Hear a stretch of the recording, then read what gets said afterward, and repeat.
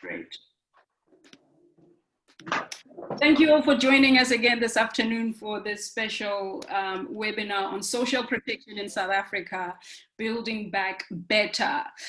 Before we start, I just wanted to give you an overview of what the Center of Excellence is, and then I will hand over to the moderator this afternoon, Dr. Stephen Devereux.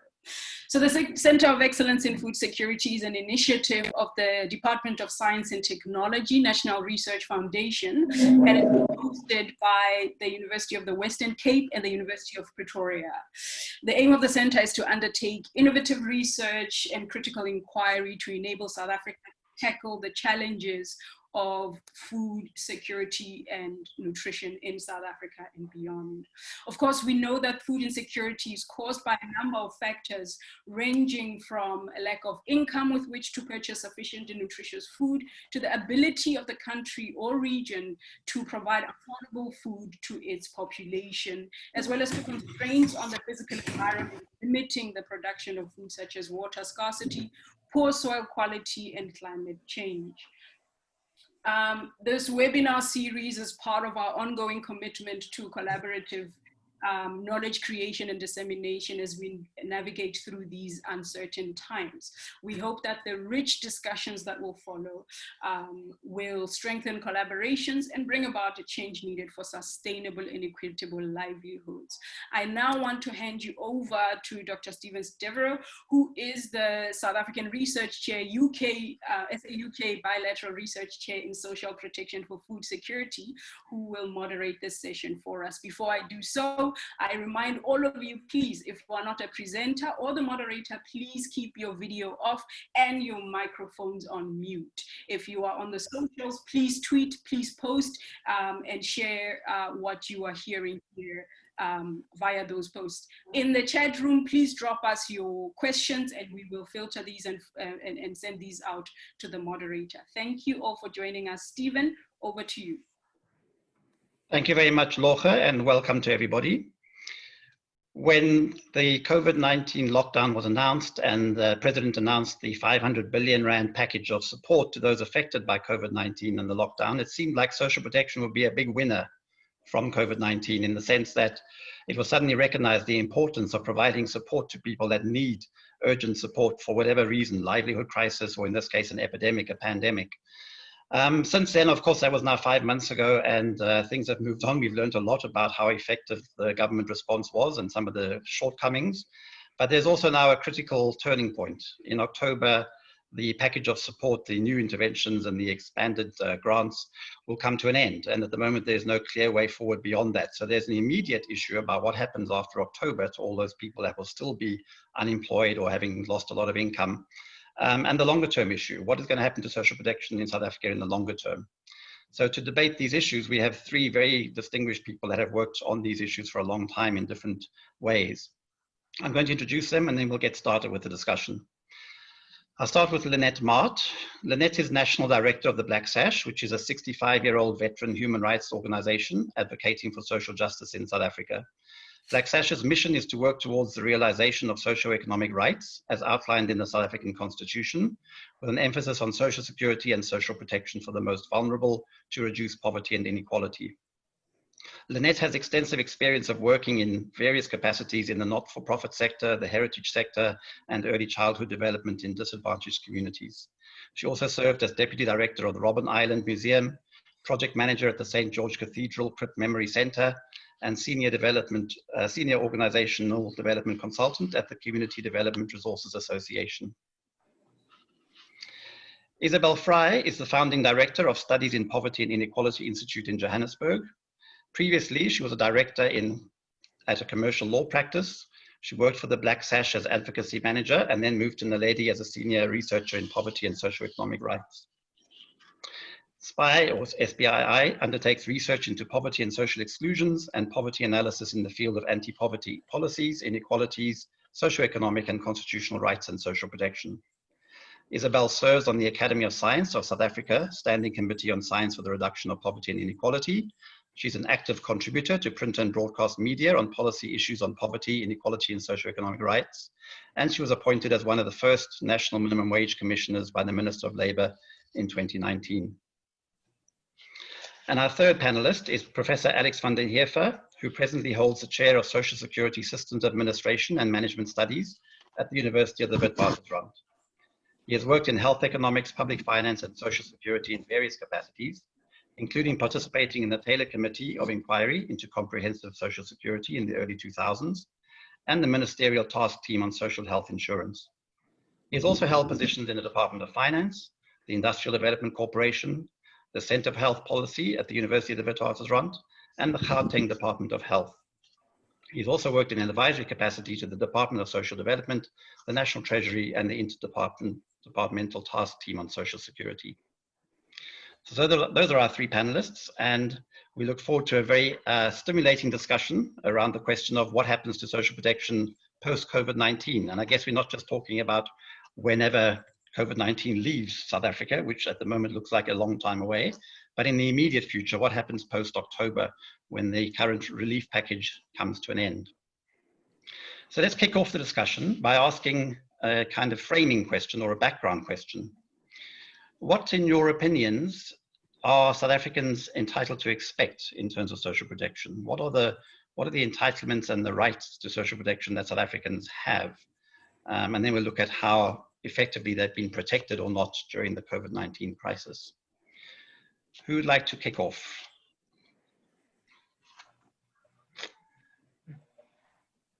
Okay, let me go. Right. Thank you. So the National Development Plan for 2030 has a couple of issues that it raised in terms of expectations. There is the idea of a comprehensive food security and nutrition strategy that the state will launch.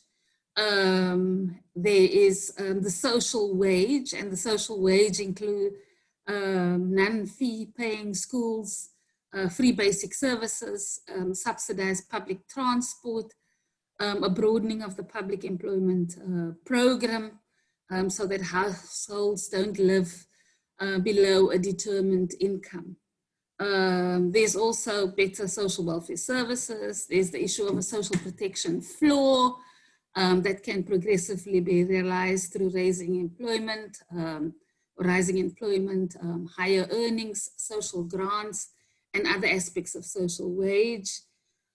The state also talks in its National Development Plan under the social protection provisions that it will provide income support to the unemployed through various active labor market initiatives such as public works, skills development, and et cetera, and that it will pilot a whole range of schemes in order to help people with that.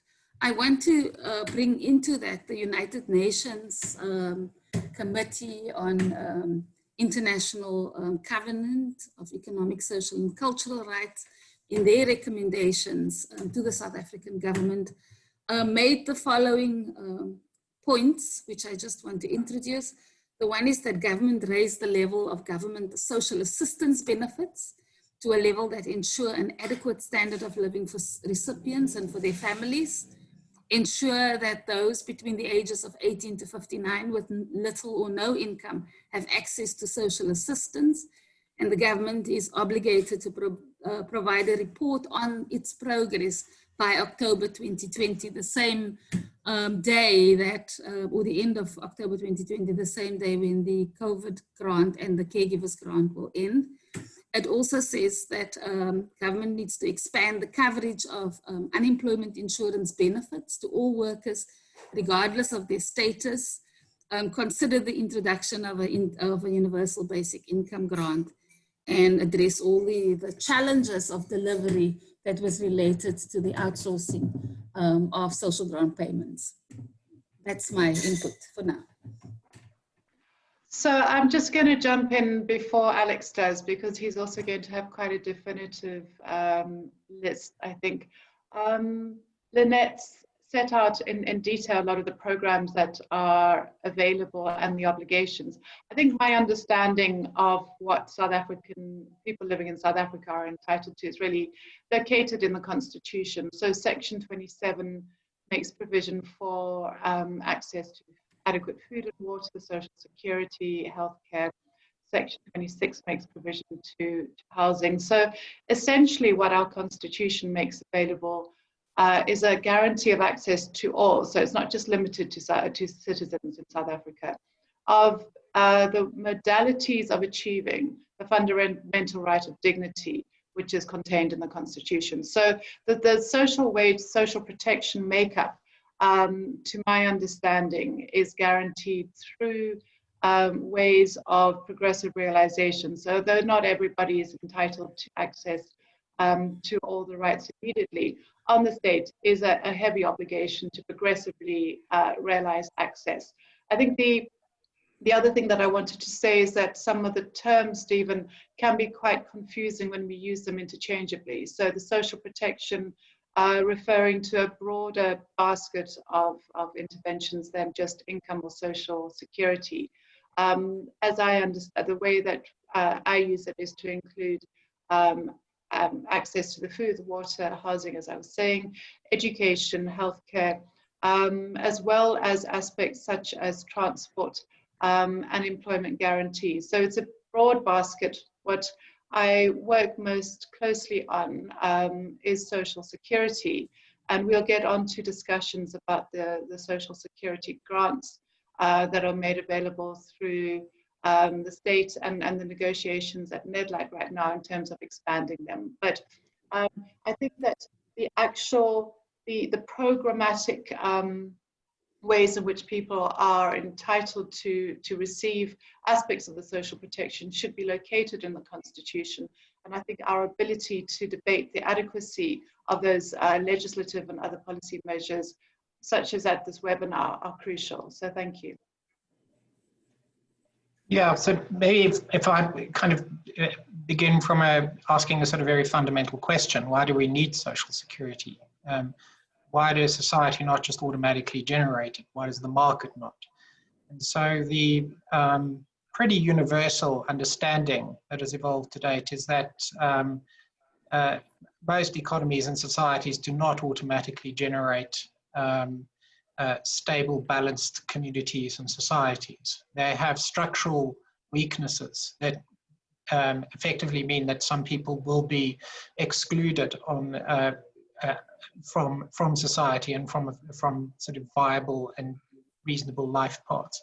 So the question really is, what adjustments do we need to make to our overall structure in society to ensure that we have a well-balanced community and society? And that's really where the rights would derive from, is that there must be a rationale for the intervention, and the intervention essentially has its purpose in the correction of what will fail structurally if we do not intervene. And so we will have structural winners and structural losers, and we will have people who will be long-term excluded from society if we do not have countermeasures in place. So the whole policy configuration around social security is about making that adjustment and understanding where the interventions are specifically required. And it also requires, therefore, that one distinguishes between what are sort of fairly remedial forms of intervention, quite minimalist, ones that don't really make much of a difference to the structural disadvantage that arises pretty much automatically in the way society is configured in the absence of these interventions. So the kind of minimalist interventions don't really make a difference. They kind of preserve life without making a difference to the overall game. So that's really what I think needs to be looked at, and therefore what is looking at achieving certain effects out of the overall sets of intervention through social security, not just assisting the sort of creating a sort of a raft of interventions. And I think that toward that objective, we haven't really in South Africa had a proper debate around the definition, the Section 27 definition of social security and what it's meant to be. We don't have a formal definition of social security in law. What is social assistance in relation to social security? And there are a lot of things that derive from the wording, but we've had no clarity of definition, no policy framework that's been developed around that essentially also defines very explicitly what our complete right would look like and how we would progress toward achieving it. And in that vacuum, we're left with these myriad of little policies that actually at the end of the day don't achieve much because they're never at sufficient scale to transform society or to correct it. So I haven't got into the detail, but that's sort of a broader perspective. Right, thank you all three of you. So maybe a first idea that we could take forward is that we need to have conceptual and legal clarity on what we mean by social security and social protection in South Africa.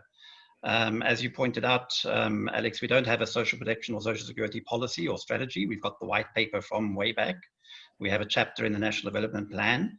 But yeah, we need maybe more clarity and legal underpinnings for the social security system that we already have. But I think you all made the point that we have a rights-based approach in South Africa, which is quite distinctive, not unique in the world, but quite unusual. And that gives people claims. As citizens and residents in South Africa, you have a claim to social assistance from the state and social insurance as you need it. However, although this is very much applauded globally as a comprehensive system compared to many other countries, it's not, of course, completely comprehensive. We do have gaps. So maybe we could just reflect now on what gaps in the social protection system, or at least the social safety net, narrowly defined, have been exposed by COVID-19. So what did we have in place before, and what gaps are remaining, which clearly need to be urgently filled, and which the COVID-19 response has attempted to some extent to intervene to fill those gaps. What are the gaps in our social protection or social security system? So Stephen, if I could just come in here really to bridge the previous points and the question that, that you've raised. I think one of the problems with the lack of definition or legal categorization of social security also lies in the aspirations of what social security seeks to do. So what I want to raise is a huge lack of understanding of what universal enjoyment of social security would be. And the rest of the panel can come to that in discussing social relief of distress. So just to say that somebody is on a register receiving some cash does not entitle, it's not, to my mind, the state meeting its obligations for universal enjoyment of social security. So my response to that question would be, first and foremost, is that there is no indexing of what social security should enable someone to receive. So one of the things that SPII has worked on, and this was with Alex and a number of other research organizations, has been the development of a concept of a decent standard of living, a decent standard of life. So that translates into an income amount. So I won't go into that, but just to say that in order to be able to evaluate the adequacy of a system, we also need to have first and foremost in our mind the kind of freedom that would enable someone to have. And so to my mind, that's the link of the right to dignity, which should be a fundamental freedom of people in South Africa. So it's not just headcount, but it's also adequacy of the support. Can I come in there? Yeah, Lynette, just let me just underline what Isobel has just said. Okay. So when we talk about a comprehensive system, we mean both coverage, who has access to social security and grants and so on, but also the adequacy of those grants and benefits. Is it enough to help people to survive with dignity? So it's the coverage, but it's also the adequacy, or the indexing, as you were calling it. Great. Lynette. Okay. I think I'm just going to do a kind of a simplistic way of getting into this question. For the Black Sash, we look at two categories. There might be many, many more. But the first one is around social assistance. There's also the social insurance component, and I will speak to that just now. And so if one look at those, just so those two components, the COVID-19 pandemic has led to a global economic and humanitarian crisis. And we know that South Africa has a dire economic situation. The challenges that we had with poverty, unemployment, and inequality has become even bleaker. And I mean, in 2019, the last quarter, the South African stats pegged the unemployment rate at 10.4 million people. Now, we also know that the South African economy in its current configuration will not absorb all the unemployed. The South African Reserve Bank predicted a negative growth of -6% for this year. And we don't know what that would be in the future. In the previous 20 years, we haven't generated many new jobs. In fact, we had a lot of job losses. So the unemployment challenge is a big one, and it's also been compounded by automation, and we do need to look at this.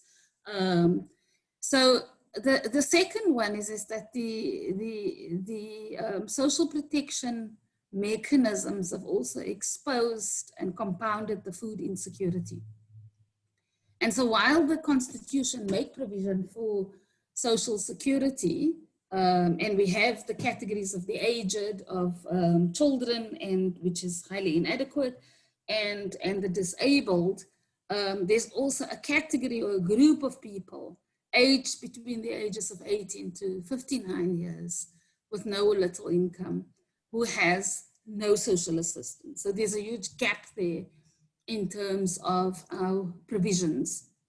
And the other issue is that in the informal economy, there are many who are also employed precariously, and many of them are not benefiting. While the state tried to adjust the UIF provision, which is like a social insurance measure, there are many that are outside of that system, partly because they are informally employed, partly because they are precariously employed, and then there are people who don't pay over those amounts of money. There were some adjustments to the UIF, but the UIF system as a whole also needs to be reviewed. Maybe I'll pause there for now. Yeah, so if I look at, sort of break it up into two issues, the one is what COVID revealed, and then there is what we already know about what needs to be done. And so which leads to a discussion of what our rights are in terms of the Constitution, which have not been clarified. And I want to deal with that very specifically. On what the COVID crisis revealed, which we also predicted, a lot of us predicted right up front, was that so right at the start, we actually have no systems in place to be able to target vulnerable people, because all of our systems depend on people having to register when they are in need. So you can pretty much say 2 to 3 months of registration processes and corruption associated with people getting onto systems, and then some trickling of benefit will go to people. And this was the experience in TERS through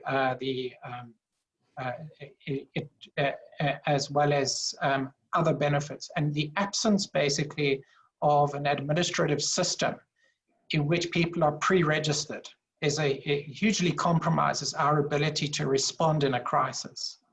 But social security systems aren't just designed to respond to a crisis, they're designed for an ongoing rebalancing of society and ensuring that dignity is achieved across all of society.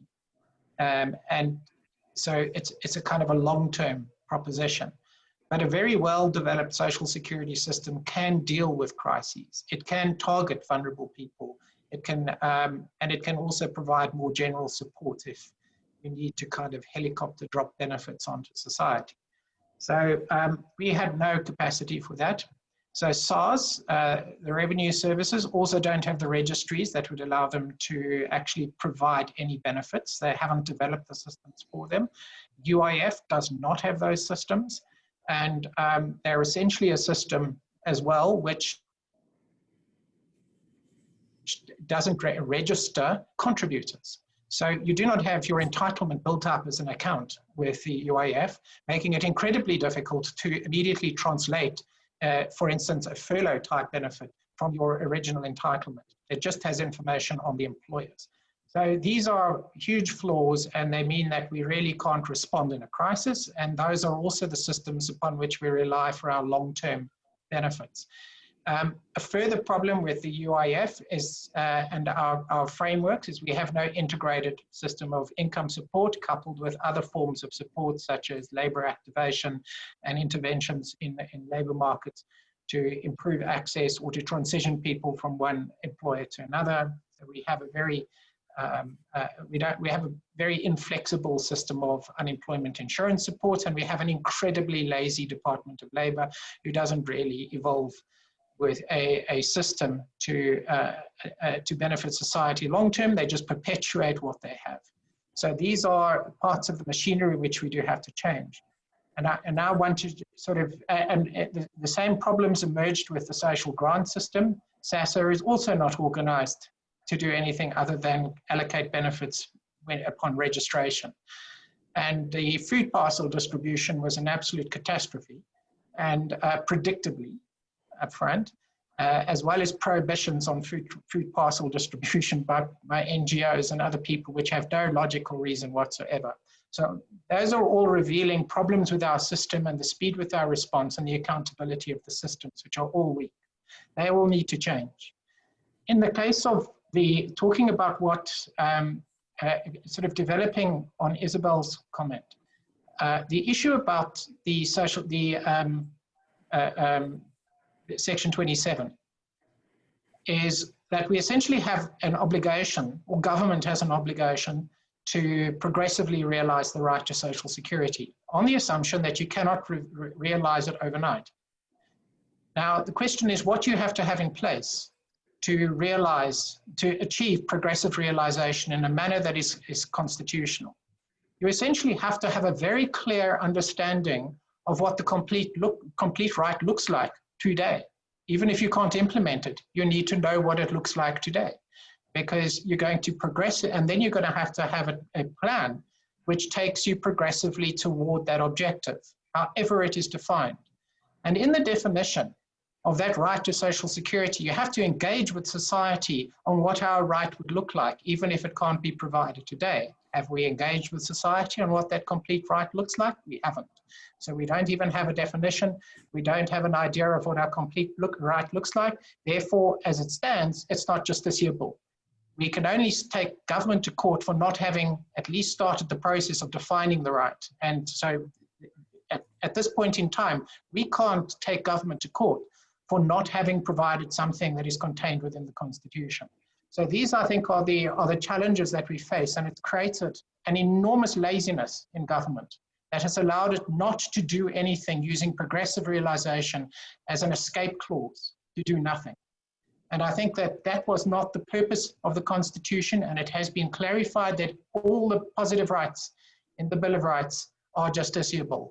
And essentially there has to be an active process of now developing what the Bill of Rights means in relation to social security, and the fundamental starting point is what does the complete right look like? And then we can talk about how we get there. Thank you, Alex. You've highlighted a number of systemic and political failures in the social protection, social security system. And I guess that also goes back to the point of what's the rights that people have to social security. What is a social contract, if you like? And if you don't have a fully specified right, then we don't have a fully developed social contract. What we have is rights to specific grants that you can claim if you're entitled, if you're eligible for them. So if you meet the eligibility criteria, but you don't get your child support grant, or you don't get your older person's grant, you can take the government to court and get your money. But you can't claim beyond that. You can't claim to the full right to social protection, which the Constitution does provide for. I'd like to just go back before we move forward to what Lynette was saying about the two pillars of social security, which is social assistance and social insurance. And of course, when we talk about South Africa's comprehensive social protection system in the global literature, we usually talk about the social grants, the 7 social grants that provide support to categorically defined groups, children, older persons, persons with disability, and so on. And that covers quite a high proportion of the population, much higher than most other countries of a similar economic level. So that's what gets a lot of praise in the international literature. But what's missing is that gap, 18 to 59-year-olds that Lynette highlighted. The people that are of working age but don't qualify for social grants, because most governments, including ours, don't like to give free money to the working age population. They should work, otherwise I might make them lazy. So there's no social grants for them. And on the other hand, they don't have access to social insurance because they're not formally employed. They don't have jobs with contracts which would enable them to make contributions to the unemployment insurance fund. And Neil Coleman made a comment in the chat. Only about 7% of the unemployed, that's 7 out of 100 unemployed people, are covered by the UIF. So it's miserable. You know, there's this huge cohort of people, the working population, that have very little access to social protection, no rights, no entitlements to claim. Of course, we do have programs like the Expanded Public Works Program, the EPWP, which provides some kind of, you know, cheap labor for some people that get access to it, but it's very limited and it certainly doesn't fully meet those needs. So I guess what I was getting at with my question about what gaps has COVID-19 exposed in our social grant system is precisely that working age population. And a lot of the response that came in was trying to fill that gaps, you know, with the TERS program, the Temporary Employee Relief Scheme, with the Social Relief of Distress grant, which was only 350 Rand, but we still had millions of people applying for that. So the idea was to try to provide some kind of income support to people that were sitting at home without any income, without any access to social protection. And if you're poor, very little savings to draw on.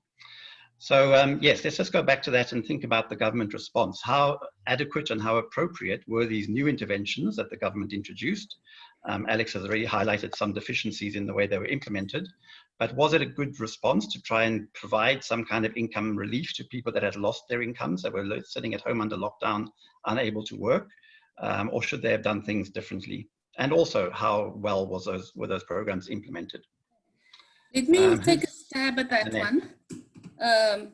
And maybe I'll just do an introduction first. But government introduced actually 2 grants simultaneously. The COVID-19 Social Relief of Distress grant for 6 months for the unemployed, and a caregivers grant. Initially, we thought that the caregivers grant was a grant for the child support grant, but it was actually for the adult of 500 Rand for 5 months until they could get the system fixed on that one. And then there was a monthly top up of 250 Rand for all of the grants, except only that May month for child support grant. But the 2, as you indicated, the 2 grants will come to an end. And our critique of the grant, both of these 2 grants, is that A, it should be a permanent measure, and secondly, that it's inadequate because it doesn't cover basic foods, energy sources, transport, cleaning, and other just basic supplies that people need to eat and to get themselves ready. And we have in our petition asked for 1,227 Rand, which is the upper bound poverty level.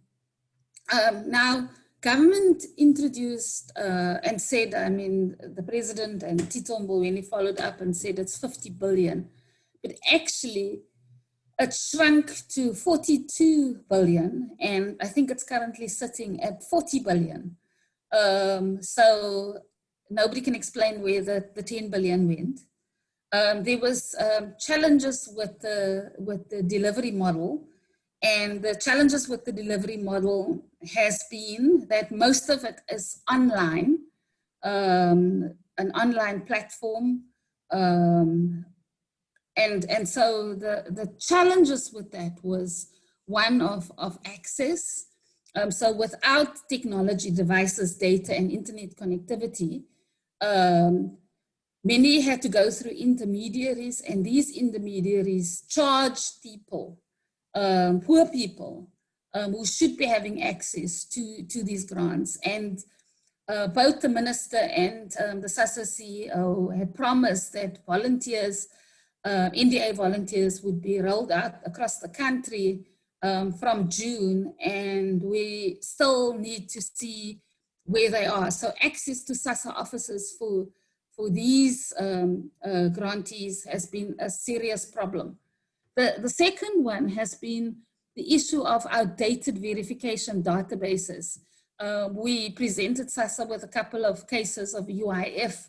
They realized, oops, that database is dated. We presented cases of NASFAS, of SARS, of Those that were registered on databases for EPWP and other public works programs were also dated.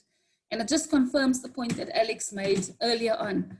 Then there was issues around the automated response messages. So such as you receive income in the last 18 months are unhelpful because people now have no money and they are newly unemployed or they were unemployed before that.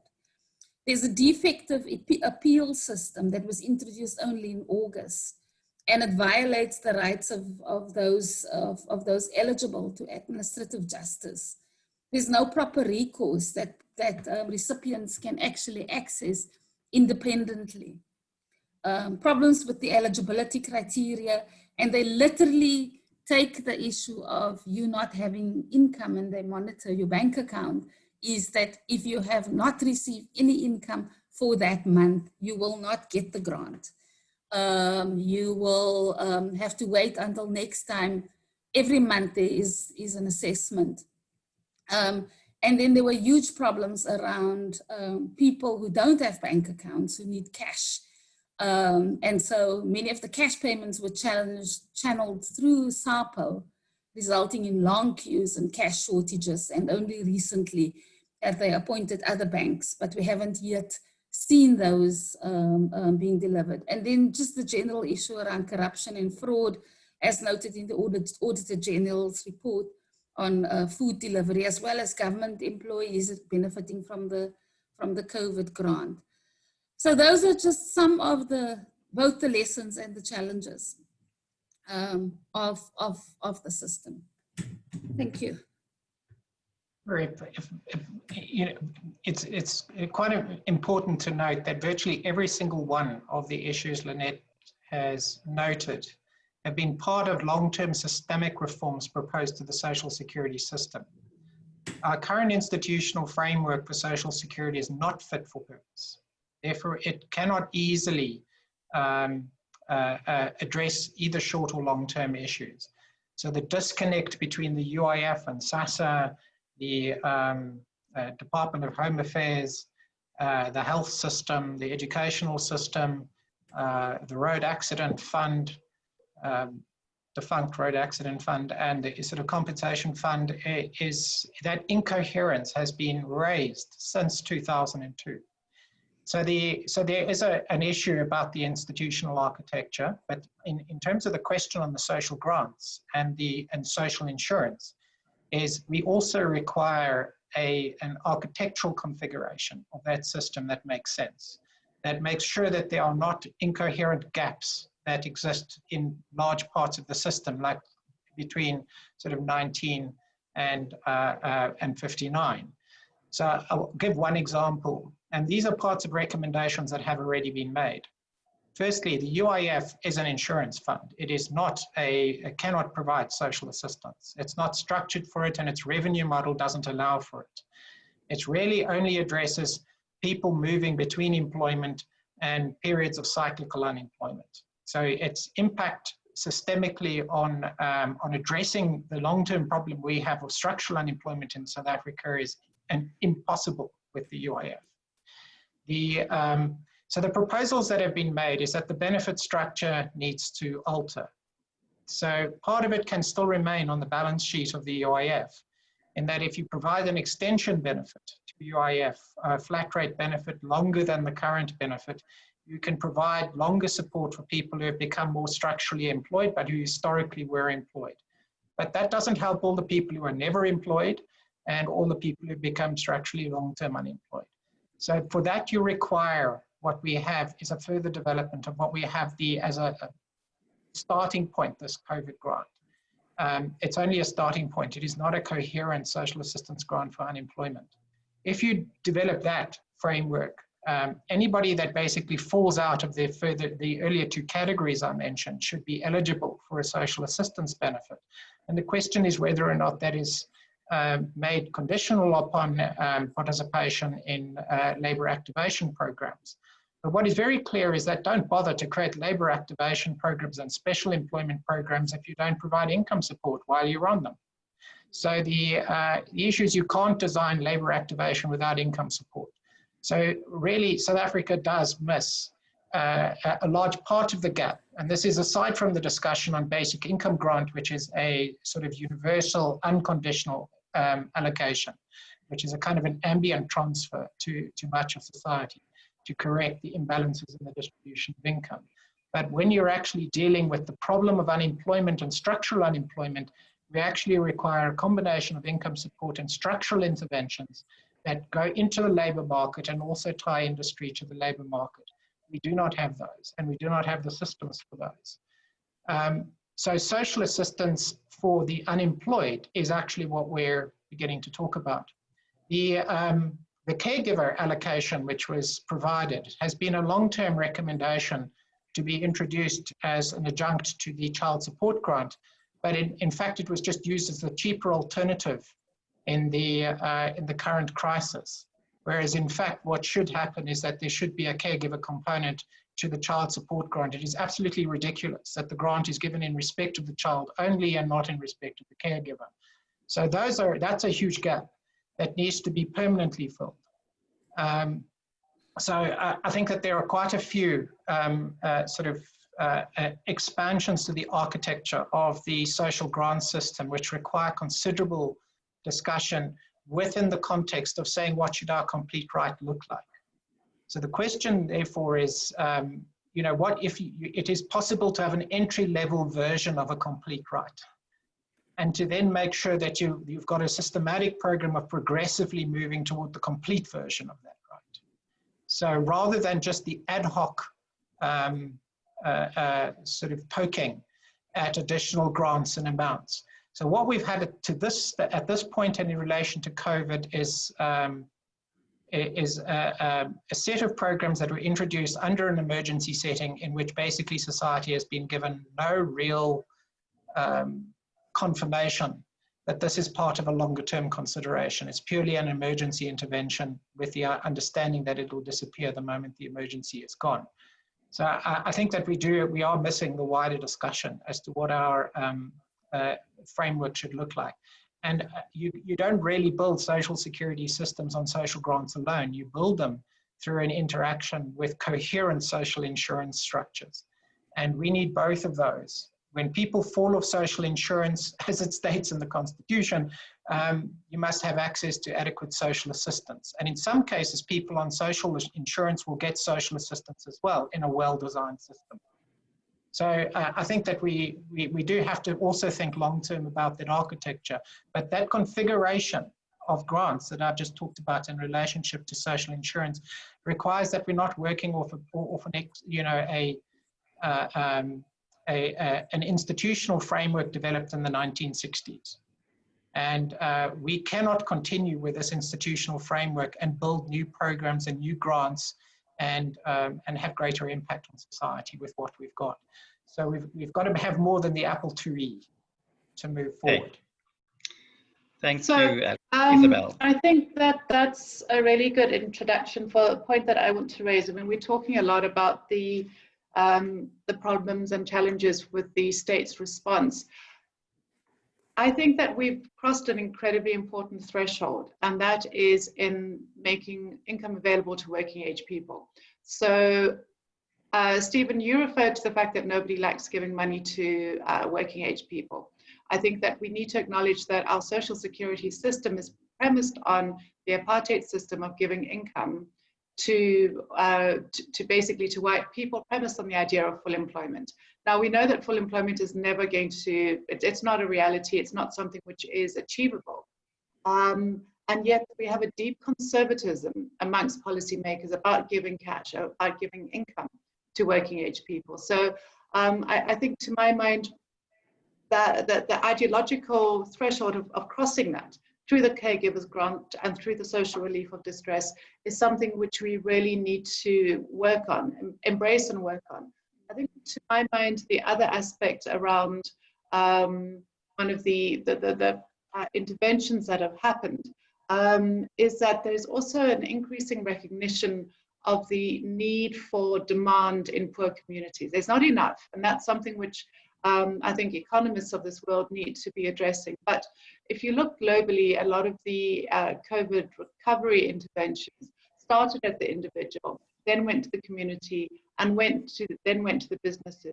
Initially in South Africa, most of the thinking went that we need to support businesses because those are the ones that employ people, and those are the ones that keep our economy together. But as time has progressed and the economy is facing greater and greater distress,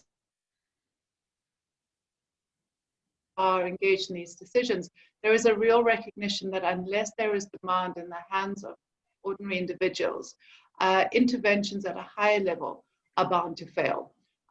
So notwithstanding the fact that we need to look at augmenting the very mediocre and incredibly poor policy design that's happened, I think we need to embrace and build on the fact that for the first time ever, working age people were given social assistance, and that needs to be something that forms the basis of far greater interventions. I know that these discussions are kind of taking up a lot of the time and space, but I think that for me, one of the huge, the horrific policy gaps that have happened has been around the social relief of distress eligibility. So what you don't want in any social security system is a disincentive on people to work. The fact that there's been an absolute means, a zero means testing, so any income disqualified people from eligibility for social relief of distress was a massive mistake. So I think the kinds of social assistance programs that we want to embrace going forward recognize that people need to be encouraged to work. And so the means test has been already identified by National Treasury as a sort of lead negotiated by government on those aspects as being something that needs to be eradicated in social grants. But so I think what's emerging and really looking towards what Alex was saying about the structural overhaul of social security system is it's clear that you need to have something which is not means tested in the way that these grants are, and also that covers vulnerable working age people. Thank you, Isobel. I'm looking for positive lessons from the COVID-19 response, and I think you have identified one or possibly two. The first is that, yes, we did cross a threshold. It was accepted that working age population in South Africa who are unemployed, whether temporarily because of COVID-19 or longer term, do deserve and are entitled to expect some kind of social assistance from the state. And that recognition is there now. And I think it also was underlined by the announcement by the Minister of Social Development about 5 or 6 weeks ago now, that the government was seriously considering a basic income grant, which has really not been on the table since before Trevor Manuel's time, or even discussed. So yes, there does seem to be a recognition that we have a structural unemployment problem, which cannot be solved through economic policies. Social policies have to pick up some of that, and that might require some kind of long-term large-scale intervention similar to the social grants or expanding the social grant safety net. So that's now on the table. I actually did walk back from that, so it's gone quiet since that initial excitement, but it's out there. So that's one thing. And I think the other thing that we have learned at a more operational level, which is also similar to experience from other countries, is that programs that work better out of this package of support that was introduced were those that built on existing programs. So it was very easy just to add 500 Rand as a grant as a top up to the child support grant as the caregiver allowance. That's quite easy to do because the people are already registered, the payment system is in place. You don't have to go through a screening and a targeting and a registration process. Whereas the new programs that were set up, especially the special social relief of distress grant, really struggled to get off the ground because of the difficulties around processing. So building on existing systems is always easier. Topping up is always easier than setting up new programs in the middle of a crisis. That's another lesson that we've learned. But what I would like to do now in the last part of this discussion part before we go open to questions is to look forward and to give Lynette first a chance to introduce the very exciting idea that the Black Sash has come up with and is advocating for, which is the basic income support, not the basic income grant, but the basic income support grant. Maybe you could say something about that, Lynette, and then we can throw it open to the other two panelists and then to the participants more broadly. So what do we need to do immediately post-October when these relief packages and new grants come to an end?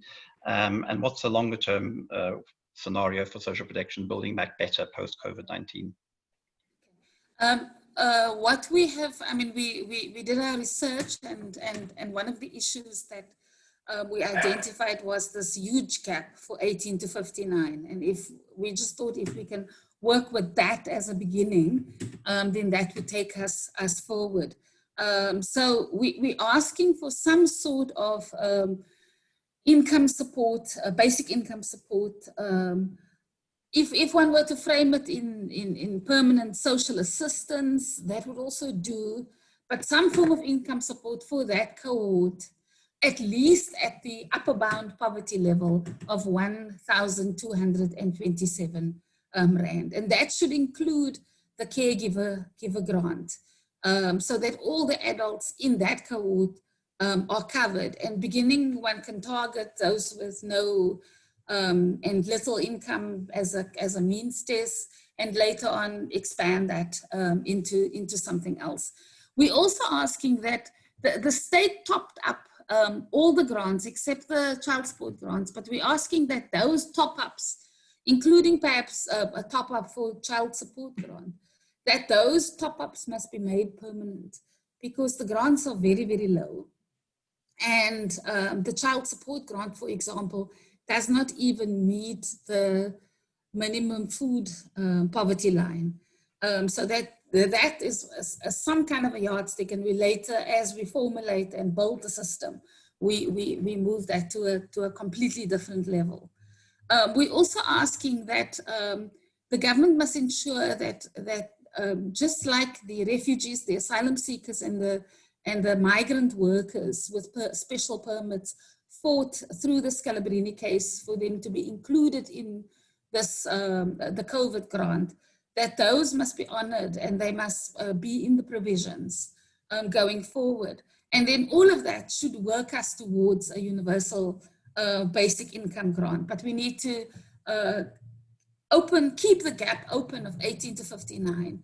And we're asking people to sign our petition that's online with amandla.mobi. So please send you to your links and whatever. We want to get at least 1 million signatures on that amandla.mobi. Or if you're struggling, just contact our BIS at blacksash.org.za, or look for our campaign on the Black Sash website. Thank you, Stephen. Lynette, before I ask Isobel and Alex for their ideas and their suggestions, I'm going to jump in straight away with this big question that people always ask about the basic income grant, and your BIS is also going to be questioned in the same way, which is this issue of cost and affordability. I know it's easy to say, oh, it's too expensive, it can't be afforded, and that's easy to dismiss the idea using the financial argument. But it is extremely expensive. So if you use the upper bound poverty line, according to your own calculations, it would cost about 170 billion Rand, that's B with a B, not M, billion Rand, every single month for 18 to 59-year-olds. And we know that the Department of Social Development spends about 180, 200 billion Rand a year on the social grants at the moment. So you're going to be spending the entire annual budget every single month on this basic income support grant. And if you were to do a basic income grant for the entire population, then it becomes, 800 billion Rand a month. It's just way off the charts. And I have to almost agree with Trevor Manuel when he said way back that the basic income grant would bankrupt South Africa. Is there money for it? Is it affordable? Is it realistic? I would say yes, because the question is that we're framing it as a form of social assistance. There are people in need. There are people who do not have any income, who go to sleep hungry. And the state has at least an obligation in terms of food security to ensure that people get food. You can't buy a lot of food with 1,227 Rand. And so there are many, many different ways in which one can skin that cat. It's listed in our book, Basic Income Support, A Case for South Africa.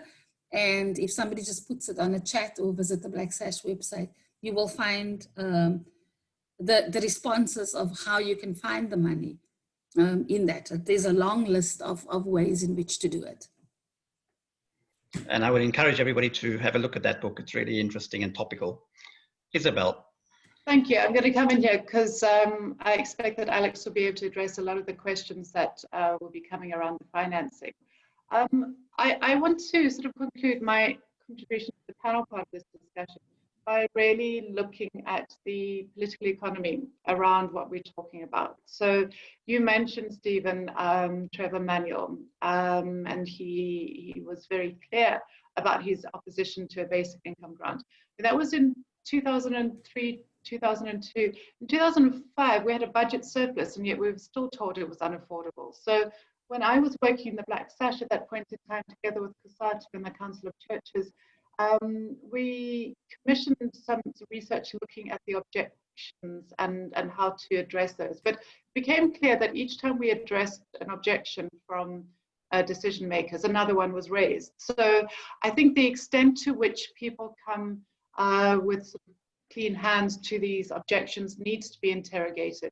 I continue to be completely taken aback at the conservatism that rests with decision makers around the deserving and the undeserving poor. So I was witness to a discussion recently by people who really make the policy, who someone said, well, we can give it to SMMEs because those people have made the effort to get themselves out of poverty. And that fails to take into account many of the structural community obstacles to people getting up and helping themselves, as well as the ideological points that that negates the universal aspect of rights. So, I mean, it's clear that within government there is a huge opposition. There's a huge divide between the Minister of Social Development, who you mentioned, who made the announcement, and those who hold the purse strings, National Treasury.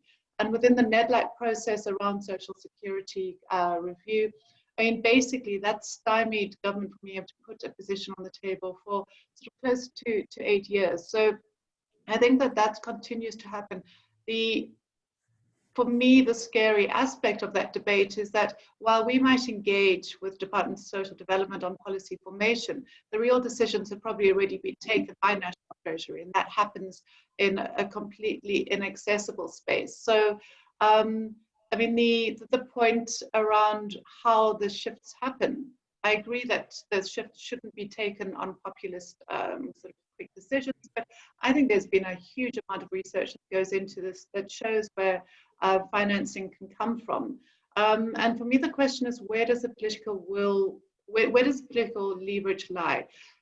The aspect of social delivery protests, which are protests that are called social delivery protests, I think need to be recognized as people protesting against poverty.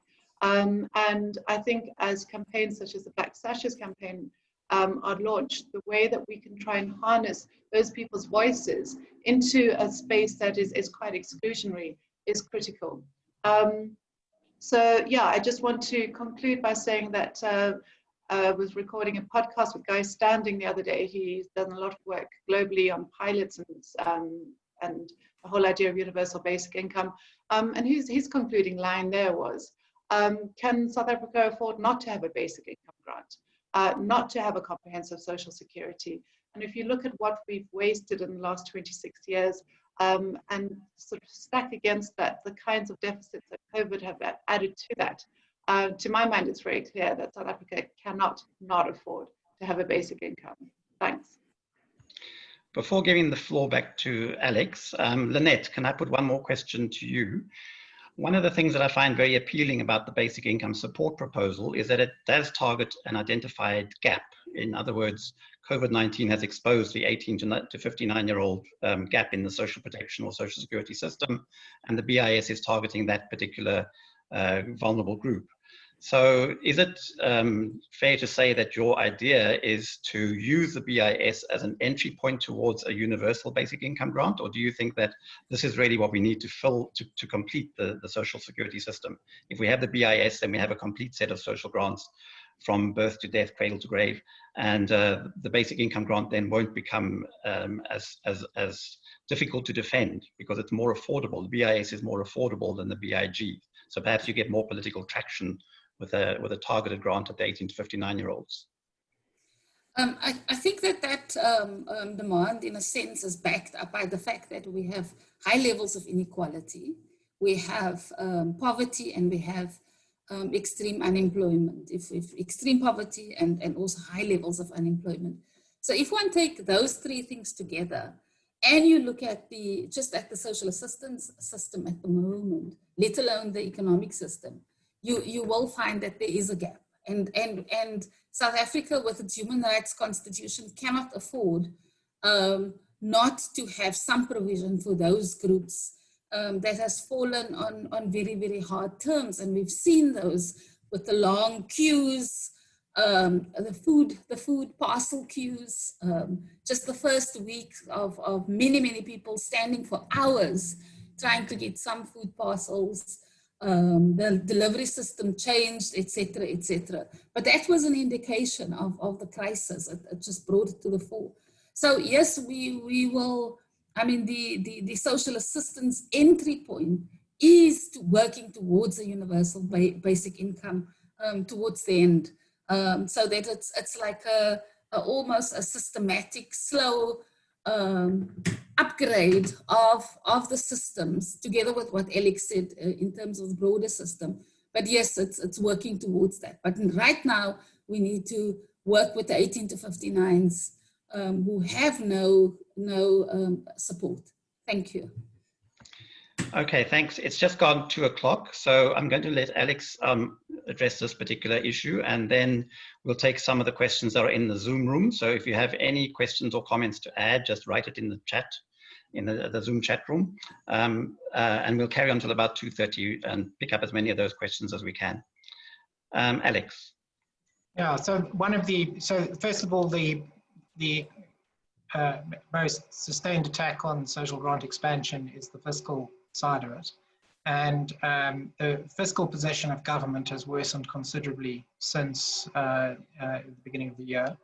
And part of the problem that will be raised by government is that it's not in a position to borrow to finance the deficit anymore. It's reaching its borrowing limits. And the scale of the economic decline has meant that it essentially can't even stimulate the economy using fiscal measures. That would be the kind of argument that comes forward. The arguments in favor, they said the macroeconomic arguments in favor of social grants, that what it's essentially doing is it's restructuring the distribution of income so that it's separating the distribution of income from employment and from earnings from assets, earnings profits.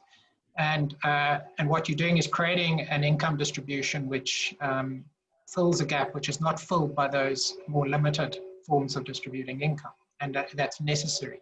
But it doesn't necessarily harm employment.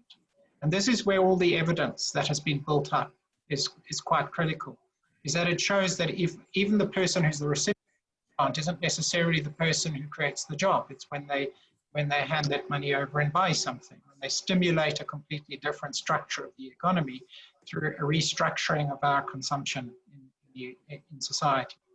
Now, one can make that argument intellectually, and it might even be something that many people believe, but they don't want to take the risk when you pose a huge program overnight. So there is enormous advantage in adopting strategies that look very carefully at what is the next most important intervention and to get it in, and to allow for an incremental expansion of the system, and with the understanding that one is going to examine and test it, even though one can't do the definitive tests of the stimulus effect, the knock-on effects of social grants. But it is quite clear that I think the evidence is built up so much that it is a positive sum game when you expand social grants. It's not taking from someone to give to somebody else. And the standard assumption when somebody says, here's the cost of a social grants program, is that it's a zero-sum game. Somebody has to lose for somebody else to win, as opposed to the dynamic effects of social grants, which actually restructure parts of society, and stimulate economic development and growth, but stimulate a more inclusive growth trajectory. So I think these are important arguments, but the question is, how do you reduce the risk for the people who are unsure about what they're doing?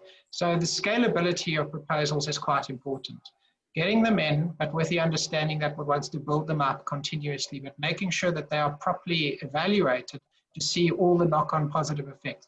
Much of the positive effects of the child support grant have just been ignored by government, despite the fact the research has been created that shows why an expansion would be beneficial.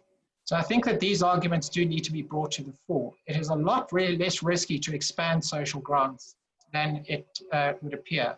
But if one goes for big bangs and populist proposals, it's very easy to shoot down just using the simplistic fiscal position argument.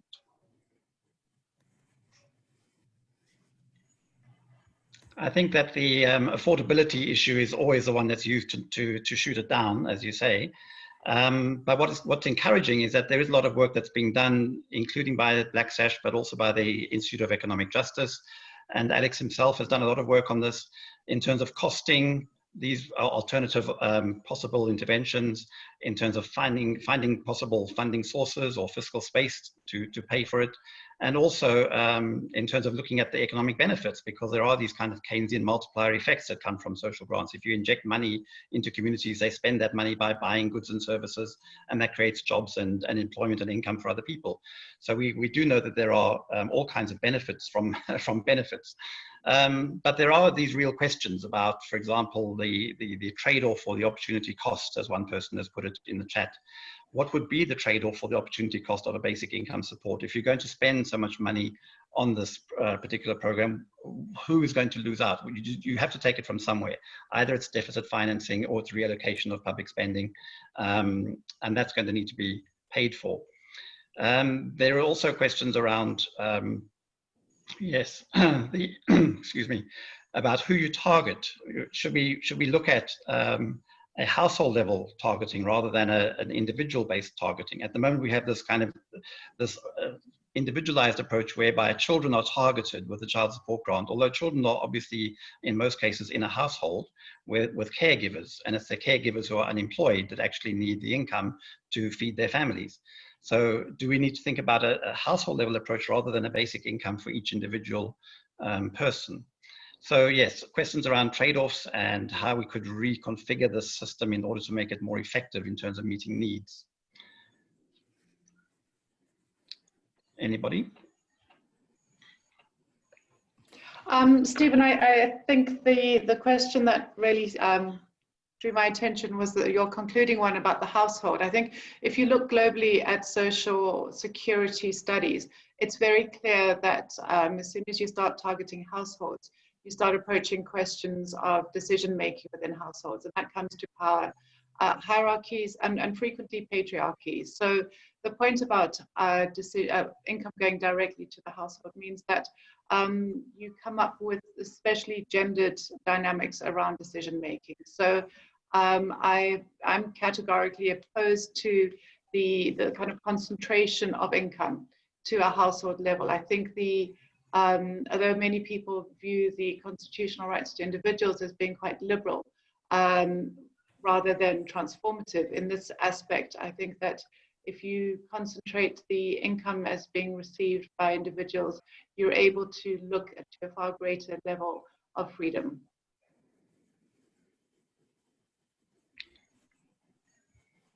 Okay.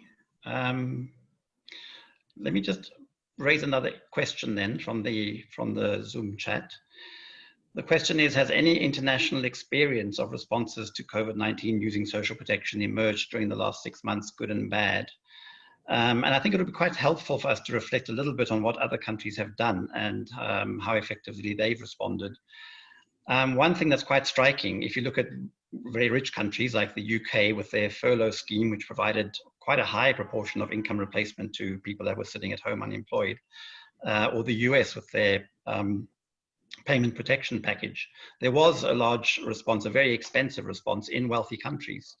But of course, the paradox of social protection is always that the poorest countries have the least capacity to deliver the needs that are there. So the richer countries could afford to have very expensive programs. We, as an upper middle income country, had a fairly generous response, but obviously ineffective. Does anybody else have any other reflections on other countries and what they've done? And has the experience of COVID-19 shown us any movement towards basic income grants as a measure going forward that you're aware of? So I think just to comment on, I think the differences between what you'd find in countries equivalent to South Africa and lower versus the industrialized countries is the industrialized countries with more effective, more developed social security institutions were in a position to target their benefits more effectively. So if you were looking at the equivalent of a furlough scheme, you could identify the individuals very quickly. In other environments, you end up with very broad programs that can't target a particular vulnerable person or group. Just to note that the TERS type scheme, the furlough type scheme, has been identified in South Africa for many years as something that should be looked at, particularly after the 2008-2009 financial crisis. South Africa sat on its hands. So it's never actually developed the capability to keep, if for any reason you're a major strategic industry or employers are closing down because of a temporary crisis, you want to keep them going. You want to keep people in employment, therefore you need to have a system in place that can allow for a quick negotiation and set it up, and use your social security system to supplement people's incomes. We actually don't have the system to do that very, very efficiently. But that would be the difference, is that a lot of developing countries that haven't got very good social security administrations and systems end up with very crude responses, and ones that leave out lots of vulnerable people, and the more advanced systems, advanced countries, I don't like using that word, but more highly developed, more sophisticated social security systems could basically target many more people, leave fewer people out. Maybe can I just add to that? I think that there are certain dynamics of the South African society that we do need to take into account. We have got very high levels of inequality. Many of the countries that introduce, and high levels of unemployment, up to 50 at the moment. Many of the developed countries have got unemployment rates prior to COVID of under 10%. So the balance between social security on the one hand and work provision on the other is slightly different in the dynamic. And we reviewed many, and we saw that some people had once-off, like Namibia had once-off payment of a set amount. There were others who used their existing social assistance infrastructure, whether it's individual or families, to roll out a little bit more comprehensively, and then reduce that as the period goes over. There were others who introduced the UIF mechanisms. So there was a combination, but nobody rolled out a complete full universal basic income support.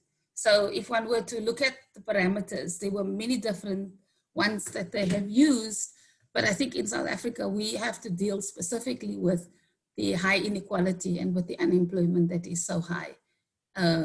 Because in other countries, the unemployment rate prior to COVID was under 10%, particularly in the developed countries.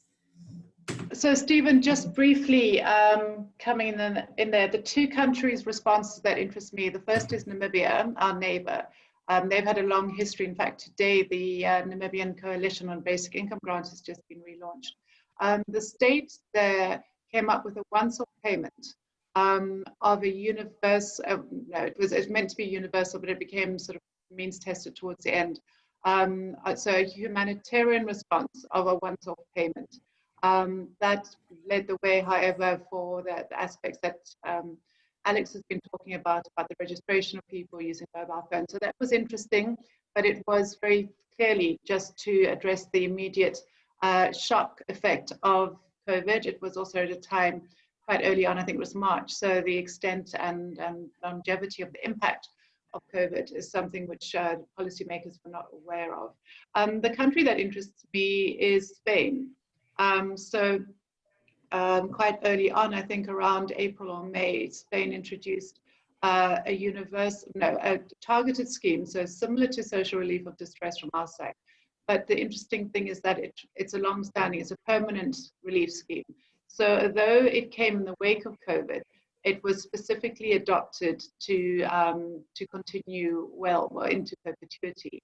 Some of the aspects around the adoption, I tried to reach out to researchers to discover, but unfortunately a lot of people went away for their summer holiday. But I think we can see that those are sort of setting parameters around schemes that we can look forward to in terms of having a feedback loop into the kinds of multiplier impacts here in South Africa. One of the countries I hope we don't learn from is the UK. I heard Boris Johnson a couple of days ago arguing that the furlough scheme has to end at the end of September because we can't keep paying people to sit at home not working. So that kind of attitude that people are being encouraged to sit at home, they're being disincentivized from working, is always used as an attack on social protection everywhere. But it's also now being used as a way of justifying the ending of these temporary programs and forcing people to go back to work, whether or not the environment is safe. So as we move towards the end of this discussion, what do you think is the immediate priority post October, post the 6-month period of the stimulus package? And what do you think is achievable? Given the political context, the austerity, the fiscal space is probably, if anything, going to be closing in the coming months as the reality of unemployment and business closures and so on, and reduced tax collection starts to hit. What's feasible? What can we expect the government to do? What should we ask the government to do? What should we demand in the short term? Given that a basic income grant is probably a bit further down the line, what's the immediate priority? What's most urgent? What can we hope to get the government to do to support those people that are still affected by COVID-19 and will be in the coming months? Income support for those between 18 to 59 with no or little income. And whether we start at the lower end or whatever, but that's what we are saying to government. We must continue the combination of COVID and caregivers grant so that we at least keep the foothold for that group that's been excluded, not to their own doing, but structural unemployment and compounded by COVID, that group must continue to benefit. Thank you. And presumably at a higher level than the 350 Rand, right? Because that's yes, really absolutely, not, absolutely. Yeah. Permanent and at a higher level, of course. I think that the argument has to be made that this is a positive sum game, that in fact we are going to get economic growth benefits from continuing with that. I agree with that we should maintain the programs we've introduced and understand their impacts and look at enhancements and measure them and demonstrate the benefits of those programs. South Africa is going to, I would expect, it is going to bounce back. It's had this huge hit because it shut down both the supply and the demand side of the economy simultaneously. That just in and of itself, from a timing perspective, creates a fiscal crisis. It doesn't necessarily create a long-term economic crisis. It creates a fiscal crisis in that during this period of time, government didn't raise the taxes to fund its deficit. And therefore, it's got to go to capital markets and try and raise that money. And so it's going to be resistant to anything that expands that deficit no matter what. So the argument has to be created that, in fact, these programs have a positive effect on economic growth, which will have a return in terms of higher tax revenue down the line. And that argument is really the one that one has to win in this particular period. But I think that it is important to maintain these programs after they've been implemented, but they have to be evaluated because there's the danger that they just introduced and nobody there's an economic growth effect that is going to happen. There's going to be a rebound. They're going to attribute that to other factors. But there is something that is very clear when you go around, the economy is rebounding wherever it's reopened.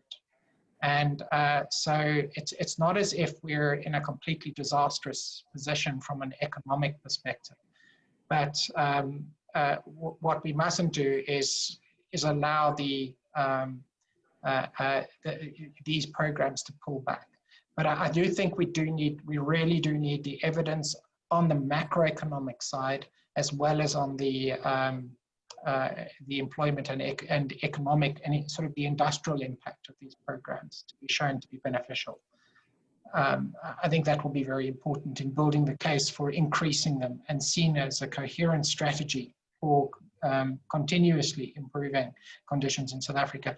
And just a final point I did raise in the issue, that there are two sort of positions that exist. One is that unemployment is the problem in South Africa that is causing inequality.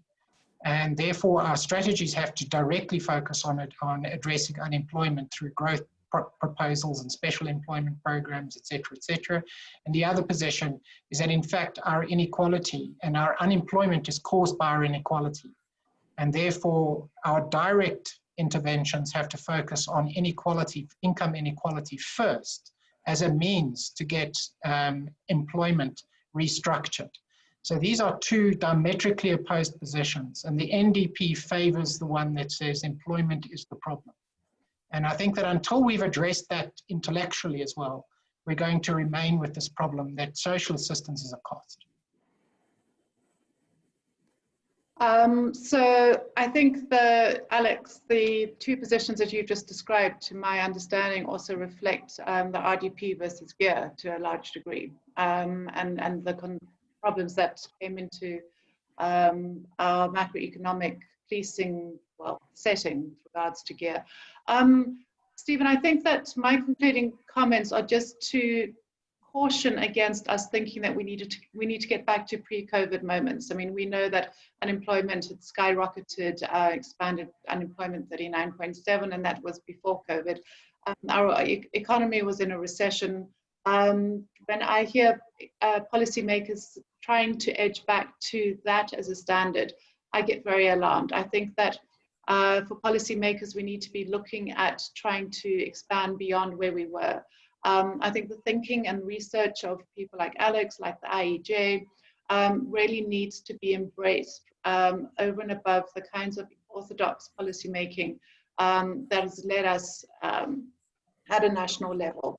So the point about trying to see new ways forward, looking at the failings, I mean, as Alex was saying, it's not just the understanding of what's happened in the last couple of months, but also what went wrong prior to that, that kept on coming up with nil returns, and yet they kept on coming back as being policy dictates. So my concern is that the window is closing. I think the kind of rebounds that Alex was referring to will be taken by many as affirming that we can now just go back without looking at sort of systemic shocks which are required. And I think that the Black Sash and other coalitions that come in here need to try and harness as much popular support in terms of millions of people affected by poverty to ensure that this becomes something which can be remarkably positive in going forward. Thank you very much for this debate. Thank you all. It's impossible to summarize the richness of this discussion and the very diverse inputs that we've got, but I do think we have a consensus around a few key points, and maybe we can just try to extract those and see if we can take them forward in our respective forums. I think the first that's come out is that we really need to look again at what is the social security right or the social contract around social security in South Africa. We have a massive inequality problem in this country. We have a legacy of apartheid, which has created structural inequalities, and also that's replicated through the social protection system that we have in place now. What can we do about that? And what should be this? How can we reopen the debate around the right to social security, broader than just the right to a grant? The second is, and I think this came very strongly in Alex's inputs, the need for a systemic overhaul of the social security system. We need to look at the whole system, from registration, targeting, eligibility, through to payment mechanisms, but the entire system. And that's been seriously exposed during the COVID-19 response, in the delays, in the mismanagement, in the corruption around food parcels and the TERS and the UIF. All these schemes have been found wanting in terms of their delivery capability. So an overhaul of the actual system and how it's designed and implemented is needed. I think in terms of the immediate intervention, we probably all agree that the 18 to 59-year-old gap in the social safety net has been highlighted by the lockdown, which forced those people to sit at home. And if you don't have access to UIF or social grant, you are living on nothing. How do you survive? So that's become a rallying cry. And I really welcome the input from Black Sash in terms of their report and their petition on trying to fill that gap, not just immediately, but in the longer term as well. We now have some kind of impetus around the COVID-19 response, and the fact that it's now recognized and accepted that this group needs attention, they need support, and the state has an obligation to provide that.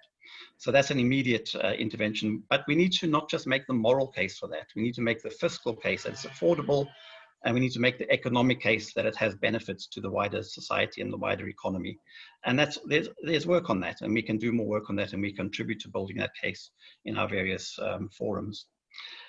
So to conclude, we have a national state of disaster, but it's not just about COVID-19. It's around poverty, inequality, unemployment, and social protection is one small response to all of that, but it's a vital response. And I think what we've learned from COVID-19 is the imperative to get it right and to do it better next time. And in fact, not just next time, but permanently. So I would leave this discussion with that thought that we have discussed the problems that we face in this country, but we have a lot of opportunities as well, a lot of resources, a lot of experience and history with this. Let's try and build, let's contribute to building back social protection and building it back better post-COVID. Thank you very much, everybody, and have a good day. And join again next week. Thank you. Thank you. Bye-bye. Thanks, Bye. everybody. Thanks, everybody. Thanks, Stephen.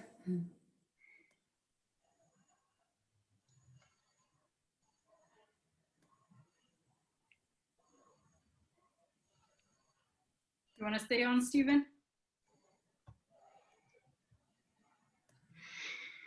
Stephen. Hi. Just one moment. Let me just help everybody exit.